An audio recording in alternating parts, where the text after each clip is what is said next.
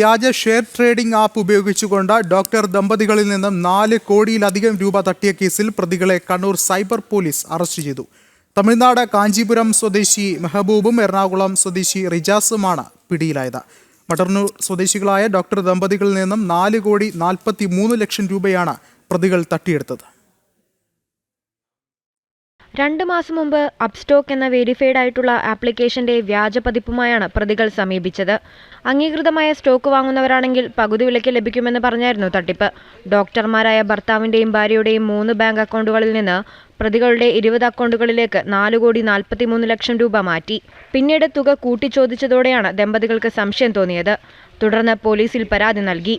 ഈ അന്വേഷണത്തിലാണ് സംഭവം വലിയ തട്ടിപ്പാണെന്ന് വ്യക്തമായത്. കേസിൽ തമിഴ്നാട് കാഞ്ചീപുരം സ്വദേശി മെഹബൂബും എറണാകുളം സ്വദേശി റിജാസുമാണ് പിടിയിലായത്. ഇരുവരെയും ചെന്നൈയിൽ നിന്നാണ് പിടികൂടിയത്. തട്ടിപ്പു സംഘത്തിലെ മറ്റു പ്രതികൾക്കായി പോലീസ് അന്വേഷണം ഊർജിതമാക്കിയിട്ടുണ്ട്. ജനം, കണ്ണൂർ.